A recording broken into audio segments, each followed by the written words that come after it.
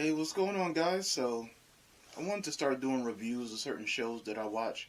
Not all of them, but for the big ones. Not I got to get it in to start watching more AEW. Not because I don't like AEW, it's just a time thing. But the first show I'm going to talk about is TNA Hard to Kill 2024. So, I was very curious going into this one. I had heard good things before I saw it, but the only thing that was uh, there were two things that were spoiled for me, like two debuts. I'm trying to think. Was there one for sure that I'll get into? The other one, yeah, I did see something about it beforehand. But I just wanted to go through the show, just give my thoughts. I'll give star rankings and try to keep track of all of that stuff. But the first match I'll talk about is it was the first match of the show, the the Ultimate X match for the number one contendership of the TNA Women's Championship. Uh, the thing is with these matches with the women is that I don't think they've been that great. In general, the matches where they've done like, okay, we've always done it for the men. Now we're gonna do it for the women, the Money in the Banks, the Royal Rumbles and stuff like that. They normally aren't that great. There aren't that many women on a roster that can do crazy enough things to justify the said gimmick. So there isn't going to be that much creativity. You'll get some. I think I think it was the one in 2022. I believe like Chelsea Green was there and Jordan Grace and stuff. I believe that one was really good. And then if that was the same one, Lady Frost was in it, and Lady Frost could do. She's not with the company anymore, but she could do some very interesting things. Um, so like there's definitely one that was really good to me. Like they were doing crazy stuff, like doing the Matt Hardy getting pushed off a tall ladder to the tables outside the ring and all that. Like they were doing some stuff, but this one was more low key. And I get it. There's only so much people can do at times. Like there's only so much creativity you can have. We've kind of seen it all before, but still, even within that, it didn't really blow me away. There were some cool spots like Jody Threat doing a double F5. That one was pretty cool to me. Like I can't remember seeing a F5 where two men were stacked up on the shoulders, or two women in this case, but two people are stacked up on the shoulders, and then you do the F5. I wasn't even thinking when I saw it. I thought she was gonna do like a Death Valley Driver or something like that.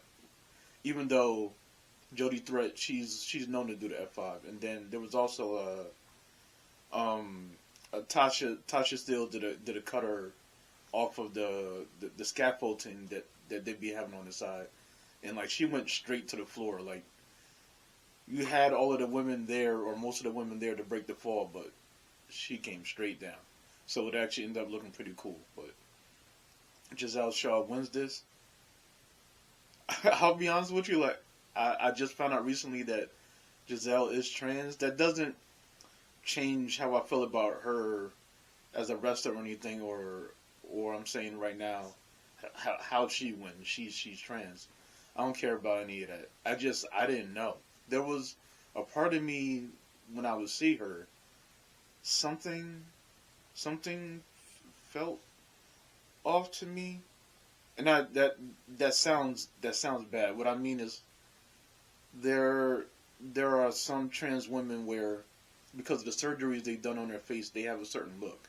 So that's what I was seeing when I was with her. But then when I would see her, but there are plenty of women that also have that look just because they do surgeries and things of that nature. So it is what it is. But I do think she's talented, and I don't have a problem with her winning. She's one of the women that has a defined gimmick, and I think that's important. But overall, I'll probably give the match. I'll probably give it a 2.5, 2.5 stars. And I don't want to go the full three just because outside of those two moments I told you about, there wasn't anything super memorable there. So I don't want to overrate it. Um, the PCO versus the Dirty Dango match wasn't really a match. It morphed into So what are participants? Jake something, PCL, Rhino defeat Alpha Bravo, Dirty Dango, and Oleg. I don't even know how to say his name. This match might as well be a dud for me. I'll just give it a one straight up. It was good to see Jake something back. I think Jake something, even though that name, man, if he ever does go to WWE, that's someone that I believe needs another name. But I really enjoy bigger guys, but they're also athletic, so they can do more than. And I get a misconception from certain people that I watch my videos and things of that nature, like, oh, he only likes smaller guys. He's one of those types or whatever. I enjoy watching anyone wrestle as long as they can actually entertain me. In big man style wrestling, where it's just big boots and sidewalk slams and throwing you in the corner like the Kevin Nash way of being a big man, it doesn't really appeal to me. There needs to be a little bit more there. You need to get some submission skills like Brock, or be athletic. Like, there needs to be more to you, basically.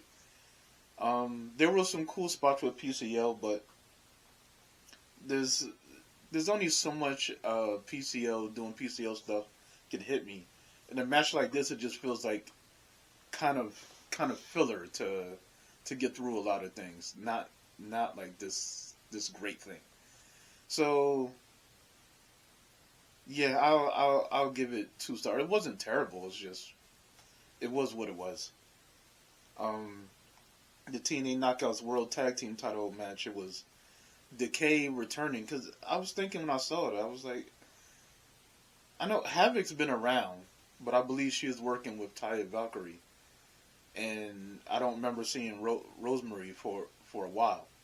But it's Decay versus MK Ultra, which is Killer Kelly and Masha Slamovic, and I just want to take a moment to big up Killer Kelly, because I've never seen a bigger glow up in my life. I've seen Killer Kelly for years. And it's not that she's never been an attractive woman, but and she wasn't even like she was wearing a lot in her other gimmick, but her thing was like she was a fighter, she was a scrapper, and she would have like the cornrows and stuff like that, the mouthpiece. But then the aura, the persona she has in TNA is just crazy sexy. Like everything she does, I'm out here looking like a simp. I cannot help it. She is like one of the hottest women in wrestling to me today. I can't even front. And I love the team. I'm actually a sucker for storylines where your your opponents, but then over time you grow to respect each other. You have a camaraderie, and it ends up bonding you out together. That's what happened with MK Ultra. I was actually kind of disappointed that they lost the titles. I enjoyed her act, and not that the act has to go away, but I would have left the titles on them a little bit longer. But now they'll get a chance to chase. I don't even know what MK Ultra are they supposed to be faces, and I believe so, but I, I don't even know who was facing heel in that match. Now that I'm thinking about it, and I'm talking about chasing titles, but it was a pretty good match. Honestly, I would give this one a 3. I would give this one 3 stars. I think it was above average for sure. So I wouldn't give it a 2.5 or anything like that. But I thought they worked really well together. There's some really cool spots. The toning spot where Rose Rose Rosemary, like, she'll do the thing where she back bends and then sort of lurches back up. But she did it while Killer Kelly was doing her mocking thing where she crawls over the opponent, and that was just really well done. There was a great double foot stomp spot that I put in an OMG video. It was just really good stuff all around. I really enjoyed the match. Not the greatest thing in the world, but I think, like, especially if you enjoy tag wrestling, because they did feel like two tag teams going at it, and there was some great near falls, and I thought everyone worked well together. I look forward to seeing more of them. Hopefully they could build on this, have bigger matches and stuff like that. But yeah, 3 stars for that one. Then you have the X Division title match, a 3-way match. Chris Sabin Vikingo and Kushida. And this one definitely was my favorite match so far. Not of the night. I would have to think about it. I don't know. It may be my favorite. I didn't even. I know what rankings I would put for everything to a certain extent, but I'm sort of going through it with you guys while I'm thinking. But I thought this one was really good. This was a really good three-way match. I thought that all of the wrestlers excelled. It didn't just feel like throwaway spot after throwaway spot. There is a little bit of that. It's X Division. It's essentially cruiserweight style wrestling, so you're going to get that. But you have some great moves where you're targeting body parts. And Kushida isn't one of my favorites. It's not that I think he's bad or anything like that. It's just his style doesn't always translate with me, but I do enjoy that he's not just a typical high flying cruiserweight. He has a submission style, and it's not just flying all over the place or a striker, which a lot of wrestlers from Japan can be. Not all.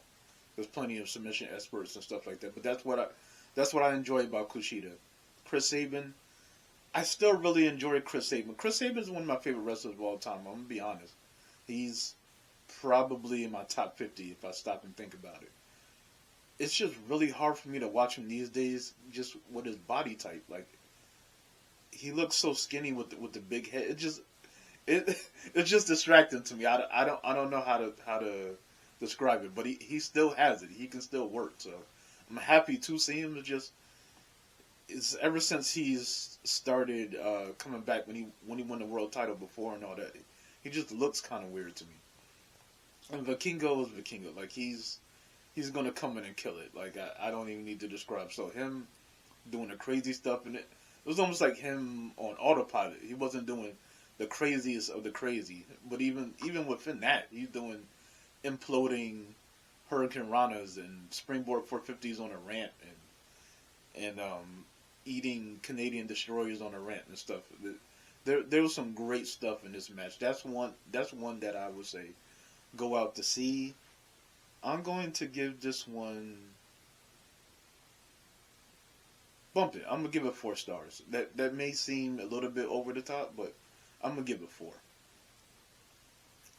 Josh Alexander versus Alex Hammerstone. Hammerstone is one of those guys that I've been a fan of as I've been watching him come up. I've watched him a lot on MLW. I've featured him on my channel a bunch of times, but I enjoy his work, and he has a great look to him. I feel like he could be almost like a Triple H type for this era if he could really hone in on character and work in bigger venues. I really think he could potentially come off like that because he is agile for a big man and different in a way than Triple H is. Like, they wouldn't wrestle the same, but I think like the way he carries himself and his look reminds me of Triple H.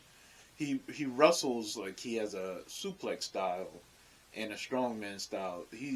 He's probably more of a Brock Lesnar in terms of the way he performs in Triple H, but the way he looks and carries himself.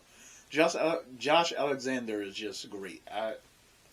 The more and more I watch him, and at first I found it weird that he was getting a main event push just because he didn't have the look of it to me. Like, I didn't know how far he would be able to sustain it. It wasn't a judgment on him, but through just working, he became like a workman's champion, and the proof was in the pudding with the matches. He was just putting on wrestling clinics week after week. It sucks that his reign had to be cut short by injury, but that's always the risk when you keep letting people wrestle. It's almost a blessing in disguise why Roman barely ever wrestles, because the more he wrestles, the more he stands to get injured, and then you can't even finish off this program you've been doing for years.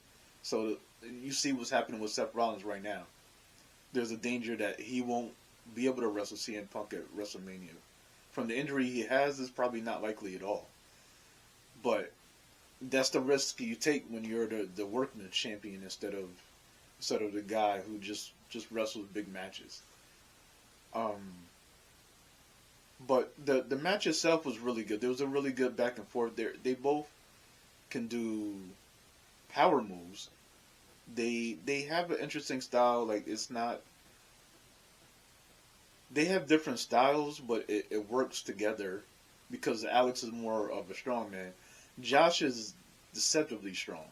I still remember a spot in TNA where the North, him and Ethan Page, they're wrestling the Rascals, and he had one of them on his shoulder, and then the other guy did a moonsault on the back of the guy. So, like, let's say he had Wesley on the shoulder, and then Nash Carter, or he was Nash Carter in NXT, but he did a moonsault and then landed on top of Wesley, and he didn't even buckle. It wasn't even that he caught him and did like a running power slam on both of them. He didn't even buckle. He just ate it like that. I don't care what you say about how small it could be. Rey Mysterio and then another Rey Mysterio jumping on top. That is insane to me. I'm buckling down on the one guy. Like I may or may not be able to catch Rey Mysterio, but there's going to be some movement. I'm not just going to eat that. But then to have another Rey Mysterio jump, nah, I'm crumpling. So and I mean they're trained to do this, whatever.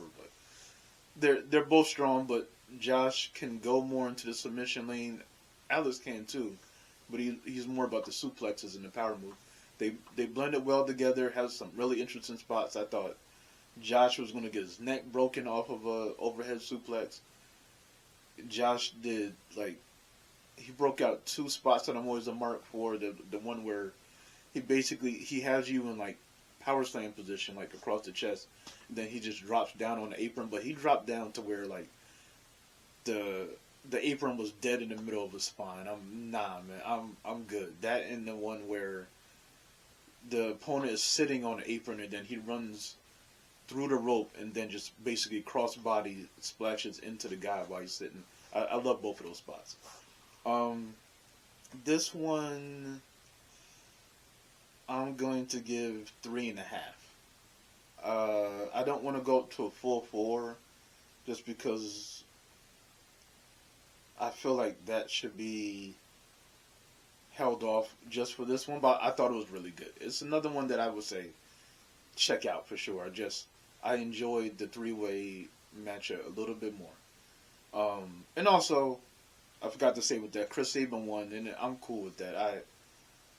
It's kind of weird to keep getting Kushida, who I feel like they should probably do something to hold on to him a little bit, and they don't really do that. But it's it's for them to figure out. They don't have to keep the guy or push him, and it may be a thing of they don't know how much they're gonna have him, so they can't put a title on him. So you never know. Like people get mad at stuff like that, but we don't know the ins and outs. But yeah, Josh Alexander wins. I wasn't sure, but especially if Hammerstone isn't going to be there all the time, I get that, and they're going to keep trying to build Josh up. I'm sure he's going to be wrestling Moose real soon. But then you had the World Tag Team Title match. This one, but it was ABC, so that's Ace Austin and Chris Bay versus Grizzled Young Vets, they're sort of traveling all over the place right now since they got let go from NXT. Excuse me. You have Laredo Kid and Mike Bailey. I don't know when they teamed up. It probably stems out of when they were working in Mexico and they may have filmed something. I don't remember. I don't follow TNA like that. I don't watch any show from week to week, but even just from seeing certain things, I was like, oh, okay. That's more so a way to get them on the card. But it's them and then the Rascals. Trey Miguel and Zachary Wentz. That was who I was thinking of when I was saying Nash Carter. That's a name he goes by everywhere but NXT. This match was a little bit disappointing to me.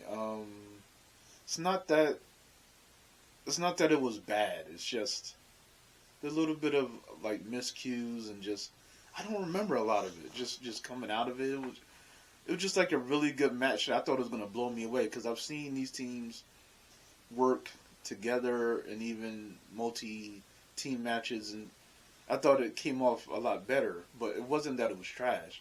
I just thought that it was going to be better. ABC retains, and again, I'm cool with that. I like established tag teams getting long runs, and I feel like overall that doesn't always happen that much. I feel like it happens more with single titles, but I'm cool to see it here. But I'll give this one. Uh, I feel like three feels too low. I'll give it 3.5. I don't want to do like three and 3 4 star like stuff like that. I just sort of just do 2.5, 3. I'm not gonna go further than that. I'll do the half star, but that'll be that. So I'll give it 3.5, even though it didn't really hit me like that. I wanted it to be more engaging, but it is what it is. Uh, Jordan Grace versus Trinity for the Knockouts World Title match. I thought this was a really good match. It kind of disappoints me that it seems like Trinity is going to go back to WWE. Just like WWE is so cluttered. There are so many women that they should be bringing up to the main roster that they don't. They don't need another woman that they're going to have to devote a ton of time to justify bringing her back. And that's no judgment on her, but there's just too much talent that they aren't really using to their best potential as it is. Trinity can be a big star in a smaller pond and just keep that going for a little bit, but I mean, money, her husband is there. I get all of that. It's just from a creative standpoint. I don't know what you're gonna do. I understand bringing Sasha back because that's a bigger name. She's doing acting now and everything. She's made a higher profile for herself. So I understand trying to grab her while it's hot. She probably wouldn't even be back for that much longer. Honestly, I don't believe. But with Trinity, I would just let it go. But her and Jordan Grace, I miss thicky thick Jordan Grace, but again, that's her body. It's her choice to get shredded and everything. She was super strong as Jordan Grace before, so it's not even a thing of, oh, like, at least she's strong and more athletic. She was crazy strong and athletic before. Probably stronger, sure, but I don't know about how much. But I think the two worked well together. They had a really quality match. One of the best women's matches I've seen in a while. I would give this one 4 stars. I think they had a good back and forth. They had some really good planned out spots to help keep you engaged. Some good floor work, some good power moves, some stuff I hadn't seen from Trinity, like doing a deadlift power bomb. I was like, oh, okay, Trinity, she got some strength to her too. That is always wild to me thinking about it, because like her name actually is Trinity. The name she goes by, WWE Naomi, is just super basic. But I think she was Naomi Nightfall in FCW. But it's always funny when you just hear a wrestler's actual name and you're like, wait, that's the name. But also WWE, they want to give you a name that can trademark, so you know what it is. But I would give it 4 stars. Jordan Grace is the women's champ again. I think that's cool. Also, I wasn't sure. I thought Trinity was going to win, but then when you find out that it seems like she's wrapping things up and all of that, it's just kind of like, oh, okay, we're going to lose her. Yeah, another one. See, there's multiple matches on the show where I'm like, people really need to check this out. It's just a really good show. One of the best pay-per-views or premium live events I could think of in a while. They really put their heart into the show. You could feel it. They were trying to make a statement. They knew they were going to have a certain amount of eyes on them, so they tried to give the best show that they could. And they're probably never going to reach the heights that they were, but even then that was kind of deceptive, just because they had certain contracts in place, and where they were doing a lot of their shows, they were more of an attraction. It wasn't like they're traveling from place to place and building things up. So, like, looks-wise, it's like they got a lot of people, but in terms of actual wrestling fans that were there, not as much. But and they had more money back then. They had a bigger deal and all of that. But I still rock with them for what they're doing. I hate that people just sort of try to kick certain things while they're down. It's like not everyone is going to be as big as WWE and or AEW. Either one of the big two, and that's fine. It's not that big of a deal. That doesn't mean that they don't have fans, that they're not worthy of being on, that you should mock them for existing. Basically, like we got to grow up. There's tons of wrestling promotions out there. Some are really good. Some have really great talent. Some have great talent that work elsewhere that you rock with. Then they also wrestle there, but then you'll still label all indie stuff together like it's all trash. And, final match of the night: Moose versus Alex Shelley. I'm gonna be honest, I don't give a damn about this match. I'm happy that Alex Shelley reached the heights that he did, and he's been working hard over the past couple of years. So this doesn't totally come out of nowhere, and he's been winning titles in other places. But I didn't really have interest in him as champion. And Moose, for me, he had his moment, because really Moose has been around this company for almost a decade at this point.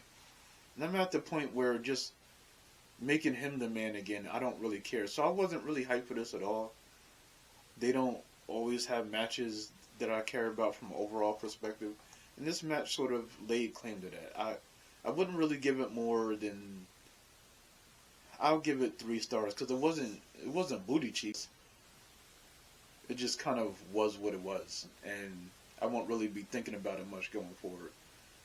We got some shenanigans going on with Moose and his crew, and all of that was fine. But yeah, Moose being the one right now. A few years ago, like when he won it before, I felt like that was a genuine movement, and like you could feel the fire in him and everything. Not to say that it's not there now, but now this time around, I don't really care. I'll just be honest. And the match was fine. It was what it was, but it kind of sucks that it goes out like that. They probably would have came off better with doing Jordan versus Trinity last, but I get why you do this one last, and it's supposed to signal more things.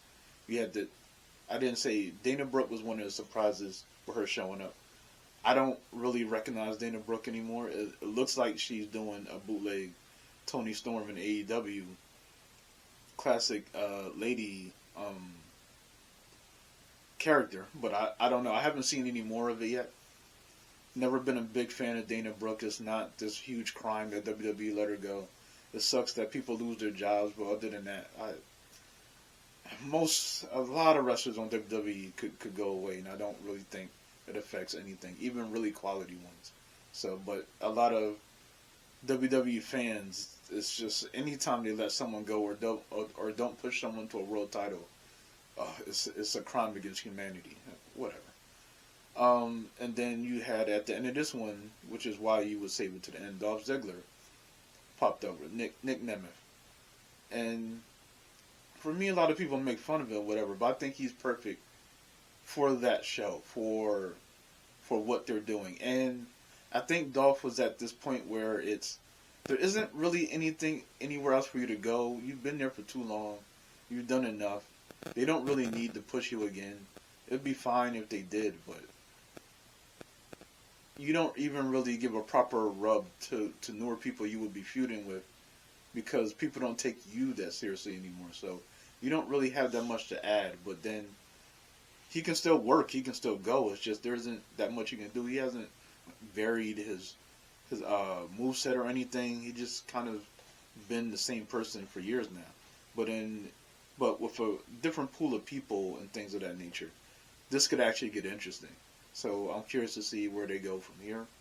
But that's the show for me. Overall, really good show.